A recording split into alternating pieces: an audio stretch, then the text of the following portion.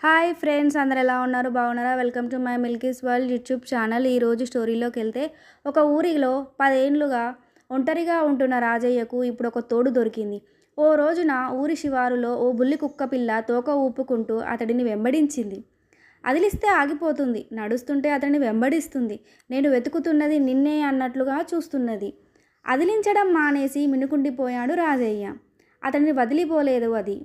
చూపు మరల్చుకోకుండా గున్నగున్నమంటూ ఇంటిదాకా వచ్చేసింది. ఆ క్షణం నుండి ఆ ఇల్లే దానికి ఆవాసమైపోయింది.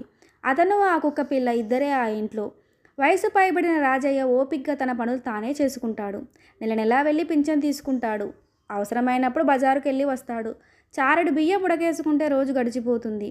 పట్టడన్నం తాను తిని మిగిలింది కుక్కకు పెడతాడు. రాజయ్య కన్ను అయితే తాను కంటిరెప్ప అన్నట్లుగా సందడి చేస్తుంటుంది కుక్కపిల్ల. అతను ఎక్కడుంటే అది అక్కడే. ఇంటికి వచ్చిన రోజునే దానికి ఒరే దశరథ రాముడు అని పేరు పెట్టుకున్నాడు రాజయ్య. ఒరే దశరథ రాముడు అని రోజుకి ఎన్నిసార్లు పిలుచుకుంటాడో, దాని ఒళ్ళు నిమురుతూ ఎన్ని మురిపాలు పోతాడో. కాలం గడుస్తున్నది. కుక్కపిల్ల పెద్దదయ్యింది. రాజయ్యకు అదే తోడు నీడ అయ్యింది. అతను క్రమంగా కృషించుకుపోతున్నాడు. దశరథ రాముడి కళ్ళల్లో దిగులు గూడు కట్టుకుంది. పగలు రాత్రి అతడి కాళ్ళ వద్దే పడి ఉంటుంది. ఆఖరికి రాజయ్య కన్ను మూశాడు. కుక్కకు కన్నీళ్లు ఆగలేదు. దూరభారం కదా, మర్నాటికి గాని రాలేకపోయాడు కొడుకు దశరథ రామయ్య. 12 ఏళ్ల తర్వాత మళ్ళీ ఇదే రావడం. అతనితో బాటే అతని భార్య, పిల్లలు. తల కొరివి పెట్టి తిరుగు ప్రయాణం కట్టాడు కొడుకు. కుక్క వీధిన పడింది. అది వీలు చూసుకుని రోజుకొక్కసారైనా శ్మశానానికి వెళ్తుంది. రాజయ్యను పాతిపెట్టిన మట్టి దిబ్బ మీద కాసేపు మౌనంగా కూర్చొని లేచి వస్తుంటుంది.